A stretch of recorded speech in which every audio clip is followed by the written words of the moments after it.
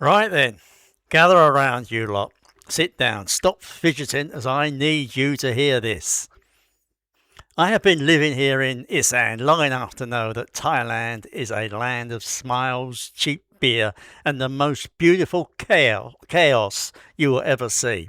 However, let me tell you, it is also a place which can bite you on the backside harder than a soy dog if you are not paying attention. Now, I have just heard a story that has made my blood run cold, and it involves a young lad, a Kiwi teenager, just 18 years old, who thought he was having the trip of a lifetime. Instead, he ended up in a living nightmare. Picture this. He has been backpacking around the land of smiles for a month with his best mates. Sun, sea, buckets of, well, let us not dwell. He is having a wow of a time. He is at the airport at Surat Thani, absolutely knackered, probably still feeling green from a long boat trip that did a number on his stomach. He is tired, he is young, and he is just trying to get through security. He has his belongings in one of those plastic trays. Phone, belt, maybe a few baht. What's more, there, sitting innocently on the tray, is a woman's watch. A Swatch. Silver band, worth about 80 quid, maybe 100 on a good day. Now, in his jet-lagged, inexperienced haze, he does the daftest thing. He picks it up.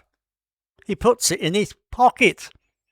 Not out of malice, not out of criminal intent, out of sheer, unadulterated stupidity.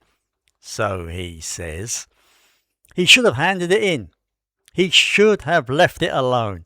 Nevertheless, he did not. Fast forward 2 weeks. He is at Suvarnabhumi Airport in Bangkok, ready to fly home to New Zealand, thinking about his mum's home cooking and a proper cup of tea. And immigration pulls him aside. There's a warrant out for your arrest, they say. And just like that, his holiday ends and his nightmare begins. He is nicked, thrown in a cell. Solitary confinement, mind you, not a nice little room with a fan. No, this is the real deal. They shave his head, he loses 10 kilograms in a matter of days, and he is sitting there probably wondering if he will ever see his mum again. Besides, his mum, bless her cotton socks, she is back in New Zealand frantic. She jumps on a plane, gets to Thailand, and has to go through the absolute circus of securing his release. She has to pay 100,000 Thai baht for bail. That is over 5,000 or so Kiwi dollars, and another 1,000 quid to the owner of the watch, who, by the way, just wants the whole thing dropped. Now, here is the kicker, the charge.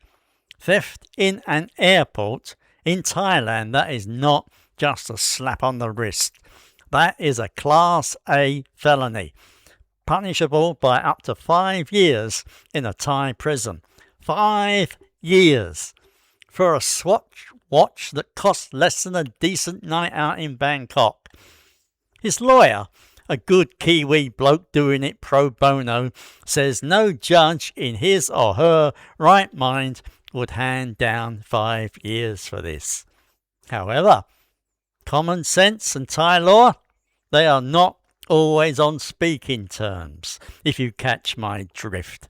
The lad is out on bail now, thank goodness, reunited with his mum, who says she has never been so happy to see him.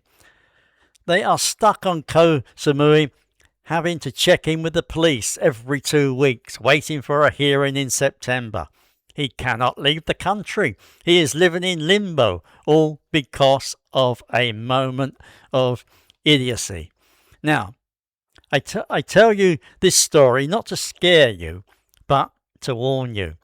Thailand is a wonderful, beautiful, maddening place. However, it is not a playground. The rules here are different. The punishments here are different.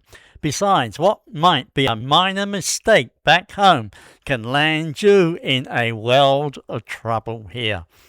So, if you're coming to visit, keep your wits about you. Do not pick up things that are not yours, even if they are sitting right there in plain sight. Hand it in. Walk away. Use your head for goodness sake. Because I can tell you now, a Thai prison is not on anyone's holiday itinerary.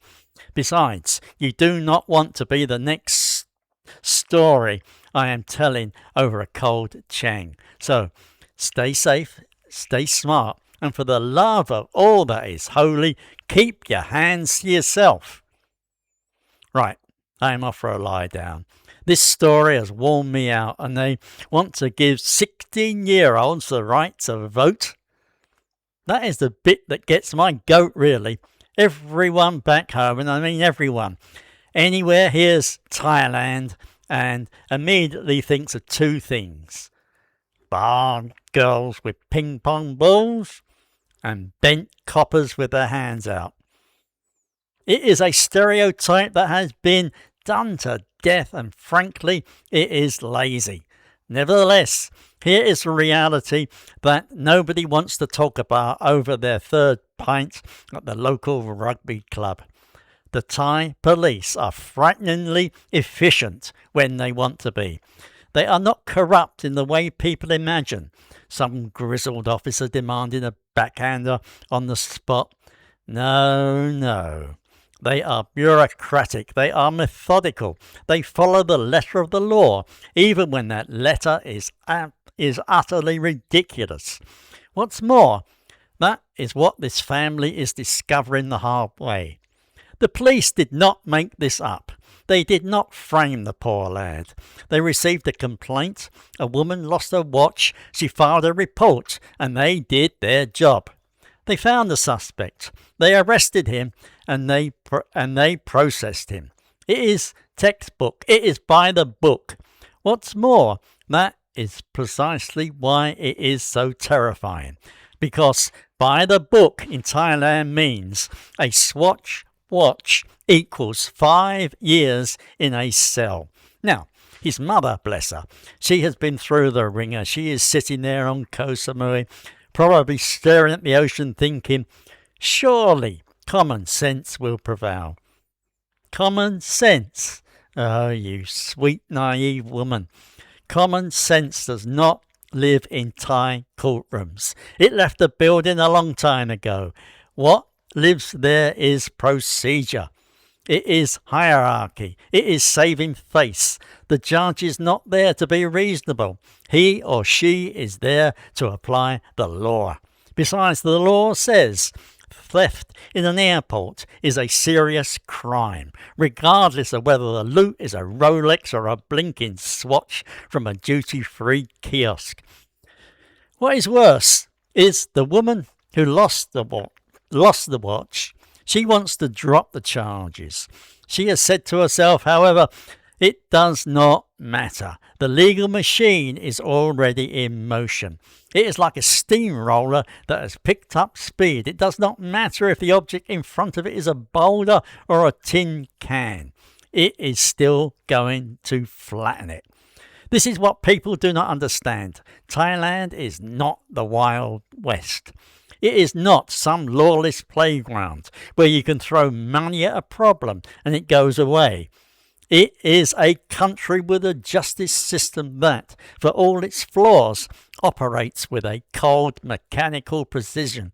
Besides, if you are caught in those gears, you are going to feel every single cog. So yes, everyone back home can chuckle about the crazy Thai stories and the lady boys and the sleazy cops. Nevertheless, while they are laughing, this Kiwi kid is stuck in Surat Thani, checking in with the police every 2 weeks, waiting for a hearing that could change his life forever. Common sense? I hope it prevails too, I really do. However, I have lived here long enough to know that hope is not a legal strategy. Now, Pass me that beer. I need a drink just thinking about it. However, before I do, take a minute to think about the cruel twist of fate that keeps young Kiwi up at night. Just imagine it, would you? The scene plays out the same. He is tired, he is sick, he has his tray of belongings. The watch is sitting there, glinting at him like a bloody temptation. However, instead of his fingers closing around it, his brain actually engages for 2 seconds. He looks at it, he thinks, hang on, this is not mine. Then, and here is a radical part, he does the sensible thing. He picks it up, walks over to the nearest official and says, excuse me, someone has left this. Thought you ought to have it. What happens next? Well, the officer probably smiles, thanks him profusely for his honesty, takes the watch, locks it in the lost property book and waves him through with a cheerful cap con cap. Our lad strolls through to his gate, boards his plane and flies home to New Zealand with a cracking story about that one time he nearly walked off with someone's watch but did not. What's more, here is a beautiful bit. He might have actually made the newspapers. However, for a good reason. Can you imagine the headlines? Honest Kiwi teen returns lost watch. Thai officials hail him as model tourist. There would be a photo of him shaking hands with a smiling immigration officer. His mum would be beaming in the background. The Thai tourist board would probably give him a bloody medal and a free holiday. His mates back home would buy him pints and call him a legend. Instead, what do we have? Kiwi teen faces 5 years in Thai prison for an £80 watch. Same lad, same airport, same watch, completely different outcome. The difference between a hero's welcome and a prison cell is nothing more than a split-second decision. A tiny, insignificant moment where one path leads to a cold concrete room and a shaved head, and the other leads to a cold beer at the pub with his best mates. That is what gets me. That is what makes this story so damn tragic and so damn preventable. He did not set out to be a criminal. He was not some master thief plotting a heist. He was a young lad, tired, foolish kid who made a thoughtless mistake. Besides, now he is paying for it with his freedom, his health, and his sanity. Think about it. If he had just paused for 1 second, handed it in, and been a decent bloke about it, wow, he will be back in New Zealand right now, probably complaining about the weather, and none of us would be having this conversation. Funny, is it not? However, a moment of stupidity can unravel everything, and how a moment of decency can save you from it all. Anyway, enough philosophizing. I'm going to go check my pockets again. If I find anything that is not mine, I'm handing it in. I do not care if it is a watch, a wallet, or a half-eaten bag of crisps. I have seen what happens to the blokes who do not. Besides, I would rather keep my hair, thank you very much. May this be a warning. Follow the rules and the laws whenever in Thailand. Besides, this may become Thailand's most expensive watch. Take care. Bye-bye.